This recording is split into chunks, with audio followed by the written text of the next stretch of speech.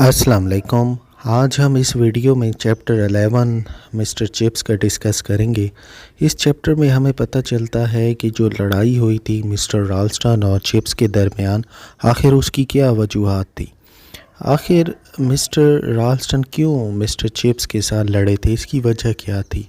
असल में मिस्टर राल्स्टन जो थे एक ऐसे इंसान थे, एक मॉडर्न आदमी थे, एक बड़े एनर्जेटिक और फायर ट्रांसमीटर किस्म के बंदे थे जो लोगों को इंस्पायर करते थे और ये स्कूल को एक मॉडर्न तरीके से चलाना चाहते थे। और जो चिप्स थे वो एक पुराने ख़यालात के मालिक आदमी थे। तो राल्स्टन मिस्टर चिप्स को बिल्कुल भी नहीं पसंद करते थे। 8 साल तो गुजारा किया उन्होंने इनके साथ, लेकिन फिर एक शरीफ तरीके से इनको अल्टीमेटम भी दिया 1908 में।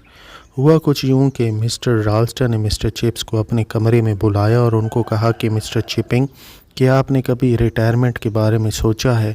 तो मिस्टर चिप्स बड़े हैरान हुए उस कमरे में खड़े होकर, और हैरान हो गए ये सवाल सुनकर, और उन्होंने कहा कि नहीं, मैंने नहीं सोचा।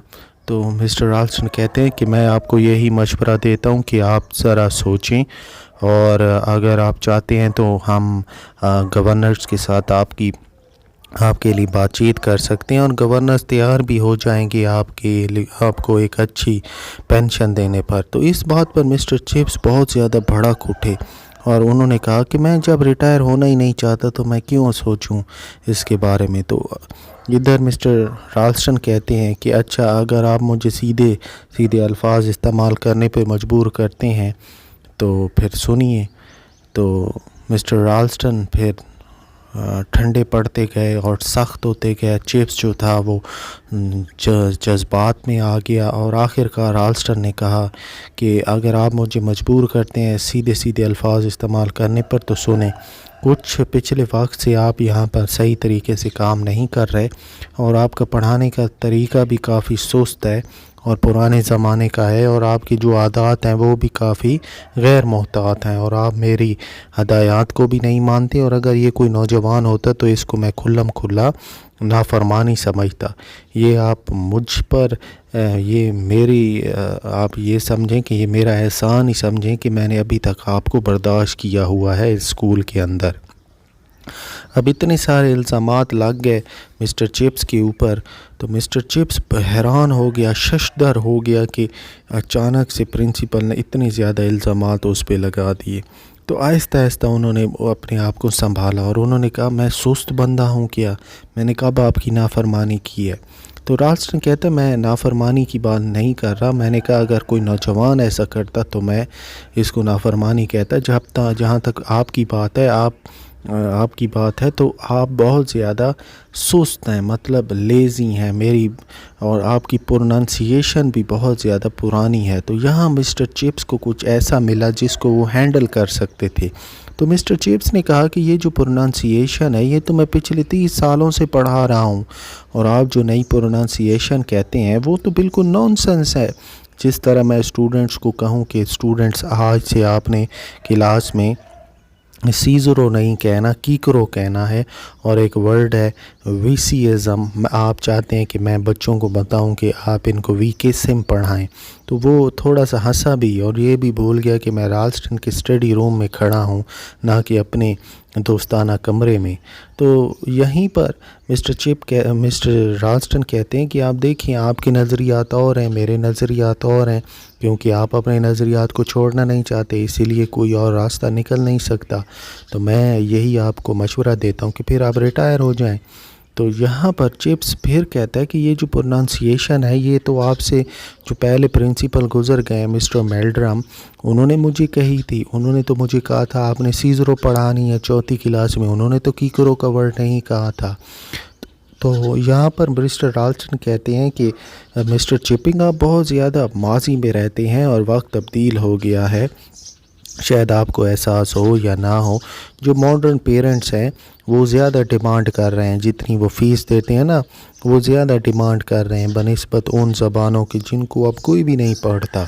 तो अचानक से मिस्टर चिप्स के जहन में ये बात आती है कि ये जो साथ में एक और भी इल्ज़ाम मिस्टर राल्स्टन مسٹر چپس کے اوپر لگاتے ہیں کہ آپ کے جو بچے ہیں جو آپ ان کو پڑھاتے ہیں وہ پڑھ ہی نہیں سکتے، وہ پڑھتے ہی نہیں ہیں۔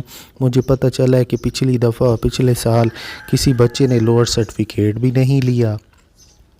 تو یہاں مسٹر چپس جب کھڑے رہے تو اچانک سے ان کے ذہن میں ہزاروں خیالات آئے، اور انہوں نے کہا کہ یہ جو امتحان ہے، یہ سرٹیفکیٹ ہے، ان کا کیا وقت ہے، کہ ان کی کیا امپورٹنس ہے۔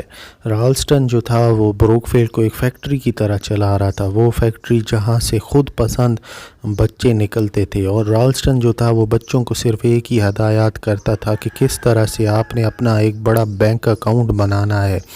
مسٹر چپس کے ذہن میں آیا کہ یہ جو رالسٹن ہے یہ جاتا ہے لنڈن میں ایسکارٹ میں، جو کہ ایک مشہور ہارس ریس ہے۔ فیشن کی وجہ سے یہ ایسکارٹ مشہور ہے، وہاں پر یہ والدین کو ورغلاتا ہے اور جو والدین جو پھنس جاتے ہیں، جو کہ اپنے بچوں کو ایٹن اور ہیرو میں داخل نہیں کروا سکتے، وہ اس کی بات میں آ جاتے ہیں، پھنس جاتے ہیں، اور پھر وہ پہلی دفعہ اسکول کی تاریخ میں اتنی لمبی لسٹ تھی۔ اب جو والدین ہیں وہ اپنے بچوں کو 5 پاؤنڈ ایک ہفتے کا دے رہے ہیں خرچ کرنے کو، جو کہ مسٹر چپس کے نزدیک بہت ہی نانسنس ہی چیز تھی۔ اور مسٹر چپس کہتا ہے کہ اگر میں بچوں کو سرٹیفکیٹ ٹھیک ہے نہیں دلوانا، لیکن میں ان کو سمجھ بوجھ تو دلوا رہا ہوں، اور سمجھ بوجھ کے لیے آپ کوئی سرٹیفکیٹ یا انعام نہیں دے سکتے۔ یہ سب کچھ اس کے ذہن میں آیا، اور مسٹر چپس نے اپنا پھٹا ہوا گاؤن سنبھالا اور وہ چلے گئے دروازے کی طرف، اور پیچھے مڑ کے کہا میں ریزائن نہیں دینا چاہتا، آپ نے جو کرنا ہے کر لیں۔ تو اب ہوا کیا کہ جب یہ دونوں کے درمیان لڑائی ہو رہی تھی تو باہر ایک لڑکا کھڑا تھا جس نے یہ سب کچھ سن لیا، اور وہ حیران ہو گیا کہ مسٹر رالسٹن مسٹر چپس کو مجبور کر رہے ہیں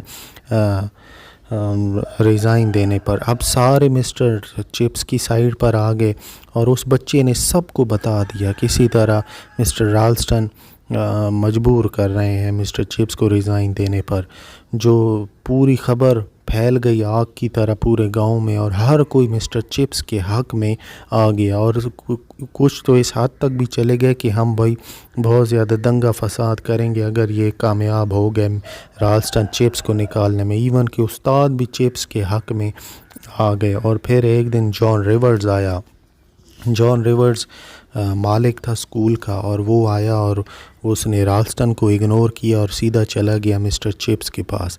مسٹر چپس کو کا ہاتھ پکڑ کے دور اس کو لے گیا ویران کرکٹ کی پچز کے اوپر۔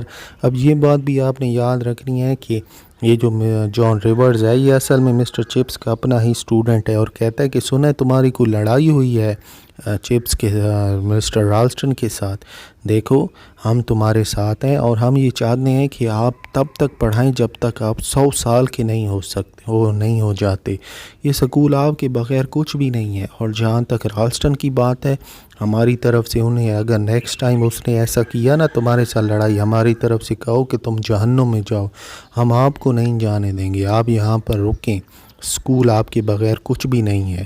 تو مسٹر چپس جب یہ سارے واقعات کو جب وہ بعد میں یاد کرتا تو بعد میں وہ دھاڑے مار مار کے روتا تھا، اور وہ یہ کہتا تھا کہ میں اتنا مشہور تھا اسکول کے اندر اور مجھے پتہ بھی نہیں تھا اس بات کا۔